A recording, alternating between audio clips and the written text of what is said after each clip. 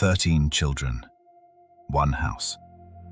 A chain around the waist of a daughter who crawled out a window. Paris, California, January 14th, 2018, 6 a.m. A girl climbs through a window, 17 years old, weighs 82 pounds, looks 12. She dials 911 on a deactivated cell phone. Her hands shake. Her voice barely works. She has been rehearsing this call for 2 years. "My 2 little sisters right now. They're chained up." The dispatcher thinks it's a prank. Then the girl describes the house, the stench, the darkness, the padlocks on the ankles of children who haven't seen sunlight in months. Deputies arrive. They expect a domestic. What they find will shatter them. 13 siblings, ages 2 to 29, starved, shackled, some still in diapers at 30. Mum is smiling on the porch. Dad is putting on his shoes. The family Facebook photos show matching outfits and Disneyland trips. The neighbors saw nothing. The schools saw nothing. Child Protective Services never existed in their orbit. How does a house of horrors hide in plain sight? How do 13 human beings vanish inside a middle-class subdivision? And who taught the parents this was love? Pull up a chair. The door is already open. Act 1. The Stain. Deputies kick the door. What's inside isn't a home. It's a livestock pen with wallpaper. The smell hit them first. Urine, feces, something older, something that had soaked into the drywall and stopped trying to leave. Deputies gagged in the doorway.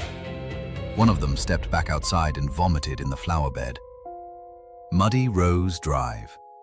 A stucco 2-story, beige, boring.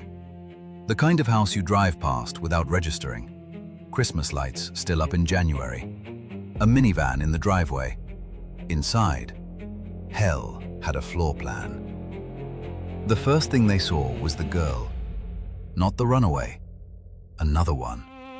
Curled on a mattress on the floor. 22 years old. Weighing less than a child in kindergarten. Her hair had fallen out in patches. Her eyes tracked them slowly, like a creature that had forgotten what humans meant. Then they saw the chains. 2 siblings, padlocked to bedposts. Raw welts where the metal had eaten into skin. One had been chained so long, the flesh had grown around the shackle. A deputy later said he would never forget the sound the lock made when he cut it. A soft click, like a door opening into a life. The children didn't cry. That was the thing that broke the first responders. No screaming, no relief, no tears. They had been trained out of all of it. They just stared. One deputy asked a boy his age. The boy said 12. He was 17. The deputy thought it was a typo on the birth certificate. It wasn't. The house was pristine upstairs. Plastic on the furniture, ornaments in rows, a shrine to Elvis in the living room, wedding photos in ornate frames, David and Louise Turpin, smiling like a greeting card. Downstairs, the bedrooms told the truth. Windows papered over, lights controlled from the outside, feces smeared into the carpet, bunk beds turned into cells. The kitchen was stocked, apple pies cooling on the counter, fresh bread untouched. The children watched the deputies eat granola bars and wept without tears, because crying uses calories they didn't have. They hadn't been allowed to bathe in over a year. The oldest, 29, still slept in a crib-sized bed. Paramedics loaded them out one by one, on stretchers, in blankets. The parents sat on the couch and asked what the problem was. David Turpin, soft voice, engineer's posture, told the officer, "I don't understand what you're upset about." And the officer, a man with 2 decades on the job, couldn't answer, because the investigation hadn't started yet. And the question wasn't what these people had done. The question was, how long? Act 2. The Shadows. Investigators chase 2 decades of silence. Every door they open is another empty room. They thought it would be easy. Get the kids into a hospital, get the parents into a cell, file the paperwork. Case closed by Friday. Then the timeline started to unfold. And it kept unfolding. And it didn't stop. Riverside County detectives pulled David and Louise Turpin's history like thread from a sweater. Fort Worth, Texas, 1985. David, 23, Louise, 16. They eloped. Her parents later said she was a sweet child who changed overnight. Something about him, something about them together. Then the addresses started multiplying. Arlington, Rio Vista, Murrieta, Paris. They moved and moved and moved. Every time someone got close enough to ask questions, they vanished into a new zip code. Arlington, Rio Vista, Murrieta, Paris. They moved and moved and moved. Every time someone got close enough to ask questions, they vanished into a new zip code. They ran a school out of their house. Sand Castle Day School. David was the principal. The student body was his own children. Registered with the state. 0 oversight. 0 inspections. California homeschool law was a door with no lock. Detectives interviewed neighbors. In Rio Vista, a woman said she saw the kids marching in a line at night. Pale, silent, single file. She thought it was odd. She didn't call. In Murrieta, a neighbor said the kids looked like zombies. Thin, hollow. She thought it was odd. She didn't call. In Paris, a UPS driver said he never saw the children go outside. Ever. In years of deliveries. He thought it was odd. He didn't call. Everyone thought it was odd. Nobody called. Child Protective Services had no file on the Turpins because the Turpins had never existed to the state. 13 ghosts born into a system that had no record they were ever here. Detectives pulled bank records. The Turpins weren't poor. David made 6 figures at Northrop Grumman, a defense contractor. He held security clearances. He passed background checks. Every 6 months, the federal government verified that David Turpin was a trustworthy man. The man who chained his daughter to a bed, slept behind a government badge. Investigators found credit card statements, Disneyland passes, Las Vegas hotels. The Turpins renewed their vows 3 times, matching purple outfits, a chapel, an Elvis impersonator. Photos went viral before anyone knew what those photos really were. A costume, a performance, a distraction. Because while David posed with his wife in rented tuxedos, the children were at home, in the dark, waiting to be allowed to use the bathroom. Detectives interviewed the older siblings, slowly, through trauma counselors. What came out didn't sound like a case file. It sounded like a confession from the bottom of a well. Showers twice a year, 1 meal a day. Punishment for looking out a window. Punishment for washing above the wrist. And one name kept surfacing over and over. Not David, not Louise. A woman, a teacher, Louise's sister, who had tried to warn someone years ago. Nobody had listened. Act 3. The Deviant. Inside the minds that built the cage and the internet history that should have screamed. Louise Turpin was the youngest of 3 daughters, a church family, rural West Virginia. Her older sisters would later testify to things that had no place in a courtroom.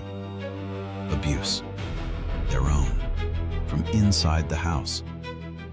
Louise had grown up in a nightmare, and when she married David at 16, she didn't escape it. She inherited the keys. Investigators built the psychological profile slowly. David was the engineer, the planner, the one who calculated meal portions to keep the children barely alive. Enough calories to function, not enough to menstruate, not enough to grow. He knew the numbers. He'd done the math. Louise was the enforcer, the one the children feared most. She chose the punishments. She decided who ate. She decided who got chained. They were a machine, and the machine had a purpose neither of them could articulate. David's devices were pulled: phones, laptops, a computer tower covered in dust. Forensics opened them, and the screen went dark. Browser history, pornography involving children, hundreds of hours. Categories that cannot be named on a channel. Search terms that made analysts leave the room. Photographs of his own daughters, taken without their knowledge, hidden in folders nested inside folders. He had been documenting them for years. The man who posed for family photos had been building another archive in the dark. Louise's search history was different, lighter. Celebrity gossip, weight loss tips, home decor, the performance of a normal woman, Googling like any suburban mother. And then, buried in the cache, how to make a child vomit. How long can a person survive without food? How to discipline a disobedient daughter. She wasn't naive. She was curating. Detectives found journals, hundreds of them. The older children had been forced to keep diaries, a tool David used to control them, to catch inconsistencies, to punish them for thoughts. The journals became the prosecution's weapon. Pages of, "Today Mother was angry." Pages of, "I tried to be good." Pages and pages of a child writing her own gaslighting in her own handwriting. One daughter wrote about a bird she saw through a crack in the window covering. She wrote about it for 3 pages. It was the only beautiful thing that had happened to her in a year. She was 24 years old. The Reddit accounts surfaced next. David had posted online, quietly, in parenting forums, asking questions about homeschool compliance, about how to keep CPS away, about how much a child really needs to eat. Nobody flagged him. The posts got upvoted. Someone called him a good dad. A good dad. The machine had a Facebook page, matching outfits, smiling faces.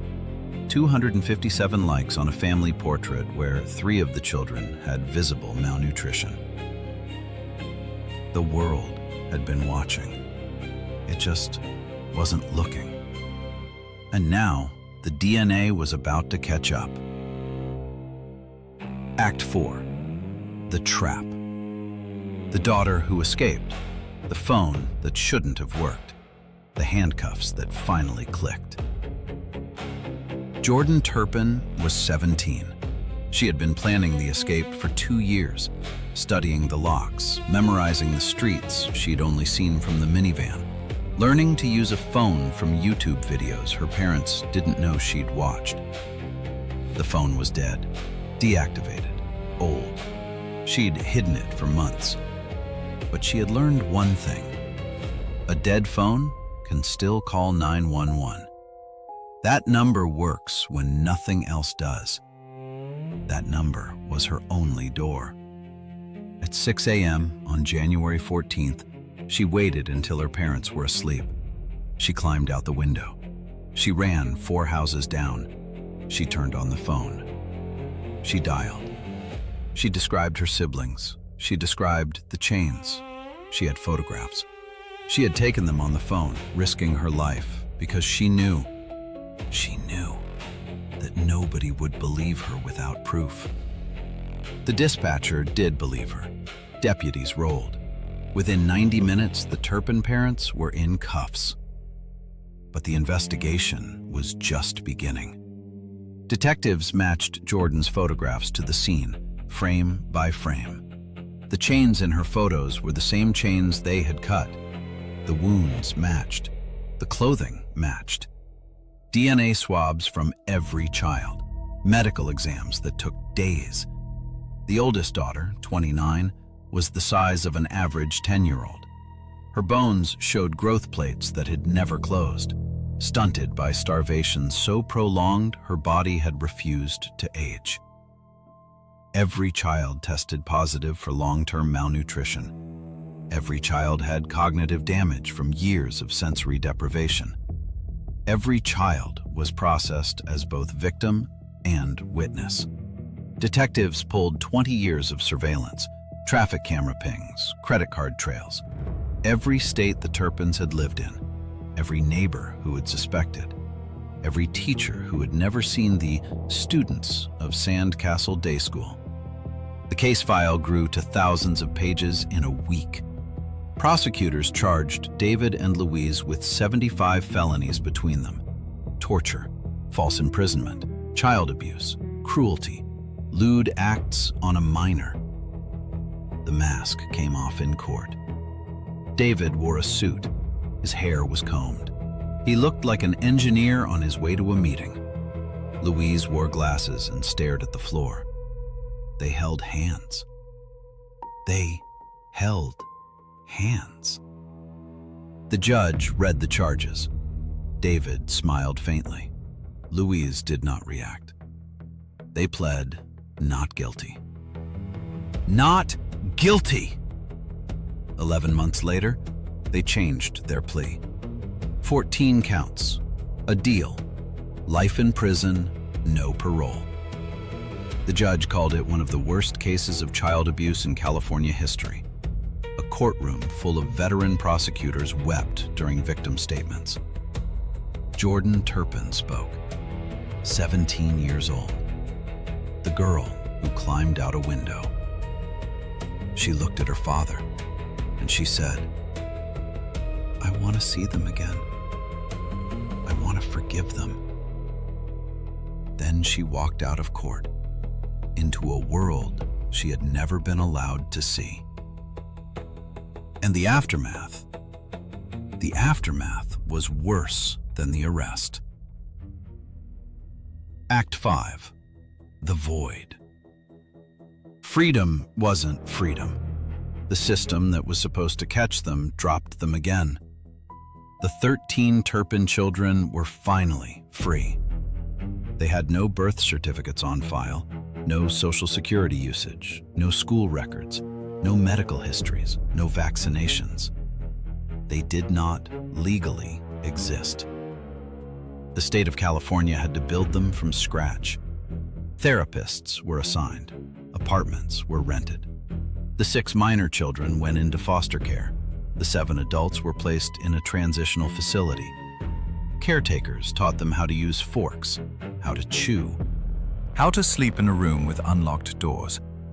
One of them was afraid of mirrors. He had never seen his own face clearly. Another didn't know what a birthday was. Another had never tasted orange juice. The GoFundMe hit $600,000. Public donations poured in. The Riverside County DA's office promised oversight. Then the money disappeared. A court-appointed conservator was assigned. The adult siblings reported abuse in the foster system that was supposed to protect them. Some were placed in homes that mirrored the conditions they had escaped. A foster mother in Paris was later arrested for abusing Turpin children in her care. The system had handed them from one nightmare to another. Jordan Turpin, who saved her 12 siblings, told ABC in 2021 that she was homeless. She was hungry. She could not access the funds raised in her name. The oversight had failed. The girl who dialed 911 was dialing for help again. And this time, America had stopped listening. Some of the siblings reconciled. Some moved away. Some do not speak to each other. Trauma does not make a family. It scatters one. David and Louise Turpin are in separate California prisons. They exchange letters. The children are forbidden from contacting them, but some of the siblings have written anyway. Therapists call it a trauma bond. The letters say, "I miss you, Mother." The teachers at Sandcastle Day School, which was David, were never investigated for educational fraud. The state never answered for how 13 children could be registered and never once verified in the flesh. CPS was not reformed. Homeschool laws were not changed. The neighbors who saw and did nothing were not interviewed for documentaries. The story went viral. Then the story went quiet. The Turpin parents are serving life. The Turpin children are serving something else. Something that doesn't end when the cell door closes. Something that stays. Epilogue. The chains came off. The cage stayed. 13 human beings were kept in a house for decades. 13. In a subdivision. Behind Christmas lights and Elvis photos and a minivan in the driveway. For 29 years in Jennifer Turpin's case. Her entire life measured in a room she could not leave. A teenage girl saved them. Not the police, not the schools, not the church, not the neighbors, not the family. A child with a dead phone and a plan. Jordan Turpin is the only reason this story has an ending instead of 13 unmarked graves. The house on Muddy Rose Drive was sold, repainted. Someone lives there now. They barbecue on the patio. They string up lights for holidays. They do not know that the walls once listened to children praying in whispers. They do not know that the carpet still carries the outline of a mattress where a girl the size of a child learned to stop crying. The chains came off on January 14th, 2018. But somewhere, in 13 different minds, the sound of a padlock closing is still the last thing they hear before they fall asleep. Good night.